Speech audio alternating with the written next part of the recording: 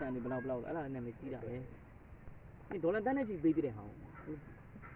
အခုဟိုဗာလဲ actually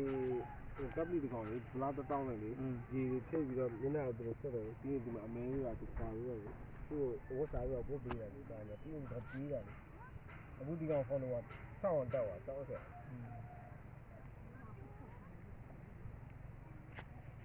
ဒီနေ့နာမီဆယ်လီတော့သူတို့လောက်ဆယ်လီရောက်နေတယ်လို့ပြောဒီကောင်လေးဘာမှလုပ်တယ်မဟုတ်ကလေးတွေရှောက်တော့တာသိသူတို့ရနန်တို့ သူလည်းတူကပ်လီကောင်ကိုင်းစီနေကြတော့အဲ့ဒီမင်းကတစ်ခွန်းပဲဒီမှာဖြစ်တာဒီကောင်တော့ဒီကောင်ကိုမပေါ့ ဟိုကောင်တော့မဟုတ်ပါဘူးနော်ဒီရင်တစ်ကောင်လေးအားမပြောဘဲနဲ့တော့ပဲလုပ်တဲ့ကောင် ဟောအေး ကောင်လေးငေါ့ပါဒီရတယ်ဒီကောင်လေးဆယ်လီနဲ့ပဲဆောင်းနေကုန်တော့ဒီကောင်မကြည့်ပါလားအိန္ဒိယကောင်